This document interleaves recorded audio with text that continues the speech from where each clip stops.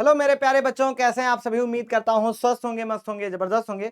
मेरा नाम है सोमेश और आज मैं आपको बहुत ही इंपॉर्टेंट टॉपिक, जी हां, सेंट्रल आइडिया, कौन सा सेंट्रल आइडिया सबसे ज्यादा इंपॉर्टेंट है ये बताने वाला हूं। आप सारे बच्चों के लगातार कमेंट्स आ रहे थे और बच्चे बहुत ज्यादा परेशान थे कि सर कौन सा सेंट्रल आइडिया मैं याद कर लूं कि मुझे एग्जाम में पूरे 4 नंबर मिल जाएं। तो ये भैया, ये जो वीडियो है ये आप ही के लिए है, क्योंकि यहां पर मैं सारी जितनी भी पोएम है सबके सेंट्रल आइडिया सबसे आसान भाषा में लेकर के आपके लिए आया हूं। और फिर मैं ये भी बताऊंगा कि कौन सा सेंट्रल आइडिया आप तैयार कर लें जिससे आपको एग्जाम में पूरे 4 नंबर प्राप्त हो जाएं। और मैं इस वीडियो में यह भी बताने वाला हूं कि अगर आपको सेंट्रल आइडिया नहीं याद है तो आखिर कौन सी ऐसी ट्रिक है जिसका हम यूज करके सेंट्रल आइडिया लिख सकते हैं और हमें एग्जाम में पूरे नंबर मिल जाएंगे। तो चलिए शुरू करते हैं। तो सबसे पहले बेटा मैं आपको बताना चाहूंगा कि आपके सिलेबस में टोटल 5 पोएम है। कितनी पोएम है बेटा? 5 पोएम है। और पांचों पोएम है ना, पांचों पोएम की सेंट्रल आइडिया मैं आज आपको बताने वाला हूं बहुत ही आसान शब्दों में। अब इनमें से आपको पहला काम यह करना है कि कोई भी पोएम हो, जो पहली लाइन है वहां पर आपको क्या करना है, उस पोएम का नाम लिखना है और उसके साथ साथ जो भी उसके पोएट हैं, पोएटेस हैं, उनका नाम मेंशन कर देना है। इससे क्या होता है, जो एग्जामिनर होता है उसको ये पता रहता है कि आपको कविता का भी नाम है, नाम जो है वो पता है, और कवि कवित्री का नाम भी पता है। ठीक है, तो पहली जो लाइन है उसमें आपको अपनी जो भी पोएम है उसका टाइटल और उसको जिसने लिखा है, जो हमारे पोएट हैं, पोएटेस हैं, उनका नाम आपको मेंशन जरूर करना चाहिए। तो सबसे पहले माई मदर एट 66 की बात करते हैं। तो इस प्रकार से आपको लिखना है, the poem my mother eight 66। तो यहां पर हमने अपनी कविता का नाम लिख दिया है। इज कंपोज्ड बाय कमला दास। इसको लिखा किसने है? तो इसको कमला दास जी ने लिखा है। तो यहां पर हमने भैया ये लिख दिया। इसी प्रकार से कोई भी पोएम आ जाए, अगर आपको सेंट्रल आइडिया लिखना है तो यहां पर आपको क्या कर देना है, यहां पर आपको अपने उस कविता का नाम लिख देना है और किसके द्वारा लिखा गया है ये भी आपको लिख देना है। The poem brings out the complexity of human relations. अब ये जो कविता है ये ब्रिंग्स आउट यानी ये उजागर करती है किस चीज के बारे में? The complexity of human relation, जो मानवीय संबंध है उनकी कठिनाइयों के को जो है ये उजागर करती है। कौन कौन सी परेशानी है? जैसे जो इंसान होते हैं उनके कुछ संबंध होते हैं, है ना, तो बिछड़ने का दुख और पीड़ा, इन सारी चीजों के बारे में ये कविता हमें बताती है। The central idea of the poem is ageing. तो इस कविता का जो सेंट्रल आइडिया है वो क्या है? वो एजिंग है, बढ़ती हुई उम्र है, बुढ़ापा है। Which is the eternal law of nature, जो कि प्रकृति का शाश्वत नियम है। ठीक है। The poetess had gone to meet her mother. Poetess अपनी माता जी से मिलने गई हुई होती हैं। हुज पेल फेस, जिनका पीला चेहरा, मेड हर रियलाइज, इनको महसूस कराता है, आभास कराता है, that her mother is getting old, कि इनकी माता जी लगातार उनकी एज जो है वो बढ़ रही है, अब वो बूढ़ी हो रही हैं। The poetess becomes really upset, और इससे जो पोएटेस हैं वो बहुत ज्यादा अपसेट, बहुत ज्यादा दुखी हो जाती हैं। ठीक। द पोएटेस आल्सो मेंशंस, और जो कवित्री हैं वो ये भी बताती हैं, क्या भैया, क्या साझा करती हैं? द क्लोज रिलेशनशिप, की जो घनिष्ठ संबंध है, which a mother and a daughter share, कि जो भैया उनके बीच में एक पुत्री का अपने माता जी के साथ जो घनिष्ठ संबंध है उसको भी वो बताती हैं, साझा करती हैं कि अपने माता जी से कितना प्यार करती हैं, इनकी माता जी इनसे कितना प्यार करती हैं, वो सारी चीजें। While going away from her mother, जब वो अपनी माता जी से दूर जा रही होती हैं, हु हैज ग्रोन ओल्ड, जो कि ऑलरेडी जो है बूढ़ी हो चुकी हैं, पोएटेस गेट्स डीपली सैडेंड, और जो हमारी कवित्री हैं वो बहुत ही ज्यादा क्या है, दुखी हो जाती हैं, परेशान हो जाती हैं। तो यही भैया आपकी इस कविता का क्या है, सेंट्रल आइडिया। बस इतना लिख देंगे आपको पूरे नंबर मिल जाएंगे। 4 नंबर का आता है, 40 to 60 वर्ड्स में आपको लिखना होता है। तो इतना भैया एकदम पर्याप्त है, इससे ज्यादा आपको लिखने की आवश्यकता नहीं है। फिर आते हैं दूसरी पोएम का नाम है keeping quite.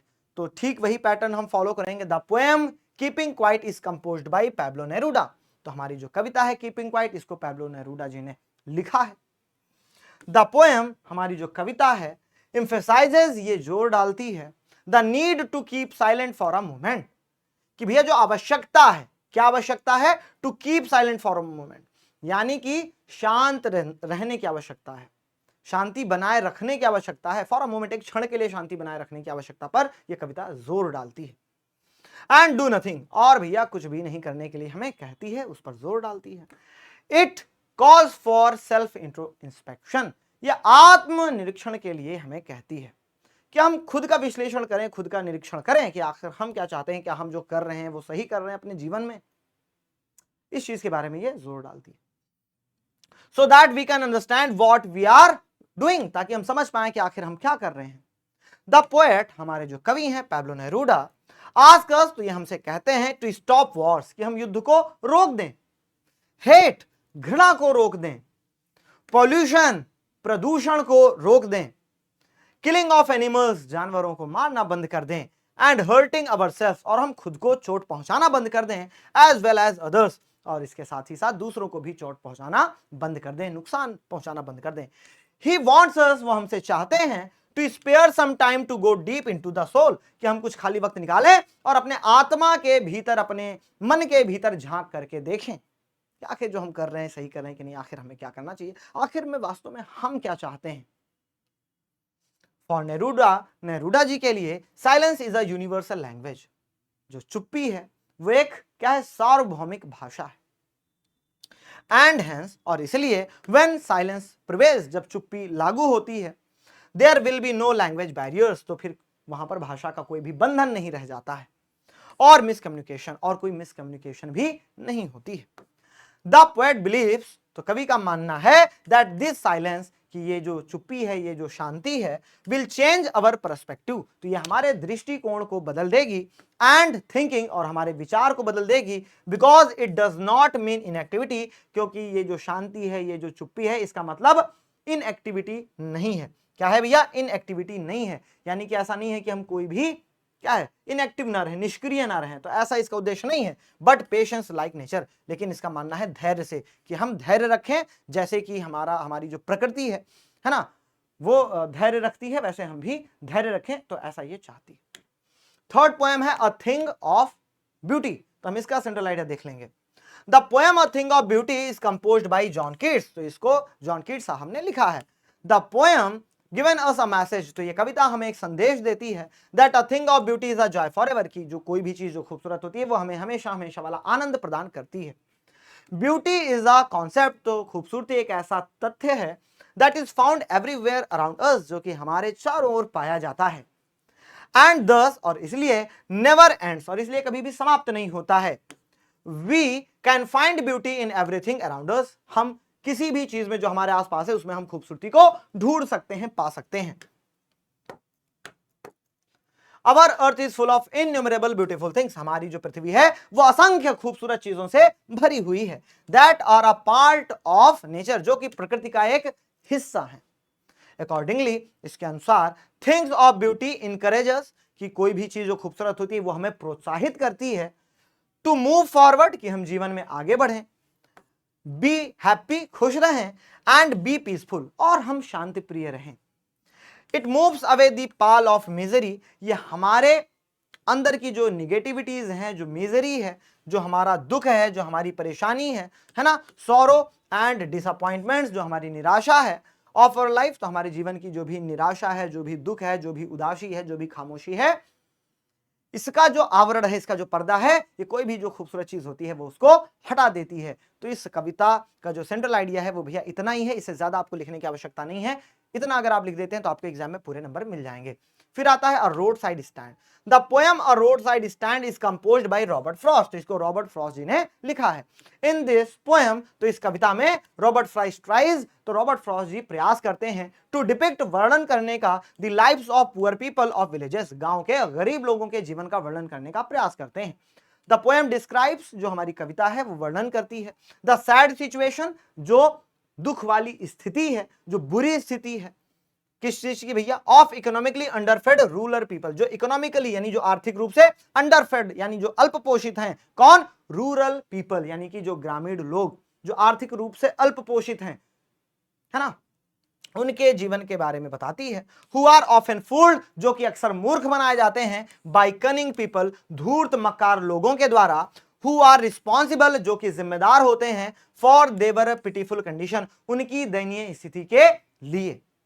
The rich people, जो अमीर लोग होते हैं, ऑफ द सिटी, जो शहर के, do not care for the poor people, वो गरीब लोगों की परवाह नहीं करते हैं।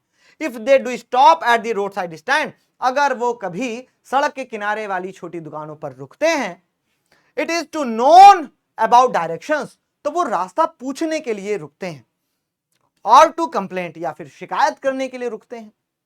They do not by anything from the stand, और वो उस छोटी सी दुकान से, उस स्टैंड से कुछ भी नहीं खरीदते हैं। दस, और इसलिए द पोएट होप्स, तो जो कवि हैं वो उम्मीद करते हैं, for the betterment of the country side dwellers, कि वो जो गांव के रहने वाले, जो गांव के निवासी गरीब लोग हैं, उनकी बेहतरी के लिए, उनकी उन्नति के लिए वो उम्मीद करते हैं, आशा करते हैं। बट हिमसेल्फ, लेकिन खुद में, can not do anything about it, लेकिन वो खुद में अकेले वो कुछ भी इस चीज के बारे में नहीं कर सकते हैं। इनकी उन्नति के लिए अकेले नहीं कर सकते, उसके लिए सभी को साथ आना पड़ेगा। ठीक है, तो ये होगी भैया और रोड साइड स्टैंड की। फिर आता है बेटा ऑन्ट जेनिफर्स टाइगर्स, कि ऑन्ट जेनिफर्स टाइगर्स जो कविता है उसका सेंट्रल आइडिया, ये भी बहुत इजी है। The poem on Jennifer's tigers is composed bye Adrian rich, तो इसको एड्रिन रिच जी द्वारा लिखा गया है। इन दिस पोएम, इस कविता में एड्रिन रिच एड्रेसेस, तो जो एड्रिन रिच जी हैं वो संबोधित करती हैं द इशू, जो मुद्दा है, ऑफ मेल डोमिनेंस, जो मेल यानी कि जो पुरुष प्रभुत्व का जो मुद्दा है उसको वो एड्रेस करती हैं, संबोधित करती हैं। And how it can control of women's body, और कैसे ये एक स्त्री के शरीर पर नियंत्रण कर सकता है, बट नॉट माइंड, लेकिन कैसे वो उनके दिमाग पर नियंत्रण नहीं कर सकता है। The poem brings out the struggles, अब ये जो कविता है ये उजागर करती है संघर्षों को, एंड कॉन्फ्लिक्ट्स, और द्वंद्व को, a women has to go through, जिनसे एक महिला को हो करके गुजरना पड़ता है, in a male dominant society, एक पुरुष प्रभुत्व समाज में। आंट जेनिफर, जो आंट जेनिफर है, द प्रोटोगनिस्ट, जो इस कविता की मुख्य किरदार है, is symbolic of women all over the world, वो पूरे इस दुनिया में महिलाओं का प्रतीक है। Who are victims of oppression, जो कि शिकार हैं, किसका, शोषण का शिकार हैं, at the hands of patriarchal system, पितृसत्तात्मक जो प्रथा है उसके शोषण का क्या है, शिकार है। द पोएम इलस्ट्रेट्स, ये कविता है ये वर्णन करती है द पोएट्स फेमिनिस्ट कंसर्न्स, कवित्री के नारीवादी सोच को, उनकी चिंताओं को, बाय प्रेजेंटिंग द वाइल्ड, कि वो जो उन्होंने बनाए होते हैं, उकेरे होते हैं, क्या, वाइल्ड यानी कि एकदम जंगली, बहादुर, एग्जॉटिक, एकदम उत्तेजक, पावरफुल, एकदम शक्तिशाली, टाइगर्स, बाघों को वो उन्होंने बनाया होता है, एम्ब्रॉयडर्ड, उनको बुना हुआ होता है, बाय आंट जेनिफर, तो जिसको आंट जेनिफर बुनती हैं, बनाती हैं, कढ़ाई करती हैं। तो वो जो टाइगर्स होते हैं वो बहुत ही ज्यादा क्या होते हैं, बहादुर होते हैं, शक्तिशाली होते हैं, ऊर्जावान होते हैं, उत्साह पूर्वक, एकदम उत्साह से भरे हुए होते हैं। And contrasting them with aunt Jennifer herself, और वो खुद आंट जेनिफर जो खुद हैं उनके स्वभाव के बिल्कुल विपरीत हैं वो। ठीक है, आंट जेनिफर एकदम कमजोर है, ठीक है, अपने पति से डर कर रहती हैं, जबकि उनके जो टाइगर्स हैं वो किसी से नहीं डरते हैं। तो ये इस कविता का सेंट्रल आइडिया है। फिर हम बात करेंगे भैया कि इसमें सर सबसे इंपॉर्टेंट कौन सा सेंट्रल आइडिया है बेटा, तो आप कोई भी एनी थ्री, कोई भी 3 सेंट्रल आइडिया आप तैयार कर लें, कोई भी 3 सेंट्रल आइडिया, जो भी आपको 3 सबसे आसान सेंट्रल आइडिया लगे वो आप तैयार कर लें। और आपको फिर ध्यान देना है बच्चा, क्या, कि लगभग आपको 40 to 60 वर्ड्स में तो ये लिखना ही लिखना है। ठीक है, 40 to 60 वर्ड्स में आपको लिखना है, तभी आपको पूरे जो हैं वो 4 मार्क्स मिल पाएंगे। कितने मार्क्स मिल पाएंगे भैया, 4 मार्क्स मिल पाएंगे। एक तो ये चीज हो गई। दूसरी चीज कि अगर आपको क्या भैया, अगर आपको ना पता हो कि सर हमें किसी भी पोएम का सेंट्रल आइडिया नहीं याद है, तो हम क्या करेंगे, क्या हम खुद से बना करके लिख सकते हैं? तो फिर आपको उस पोएम के बारे में जो कुछ भी पता है, पहली लाइन में आप क्या लिखेंगे, पहली लाइन में अपनी जो भी आपकी पोएम है उसका टाइटल लिखेंगे, और उसके जो भी पोएट हैं, पोएटेस हैं, उनका नाम लिखेंगे, और उसके बाद आप उसकी समरी लिख सकते हैं। ठीक है, तो 50 से 60 शब्दों में आपको लिखना है। तो भैया ये थी आपकी सबसे इंपॉर्टेंट सेंट्रल आइडिया वाली क्लास। अगर ये क्लास आपको बहुत अच्छी लगी हो तो क्लास को लाइक जरूर करें, कमेंट में हमें बताएं कि क्लास आपको कैसी लगी, और ऐसे ही इंफॉर्मेटिव वीडियो के लिए आप हमारे चैनल को सब्सक्राइब कर लें, और हमें जरूर बताएं कि ये क्लास, ये वीडियो आपको कैसी लगी। मिलते हैं आपसे अगली क्लास में। Thank you very much. जय हिंद, जय भारत।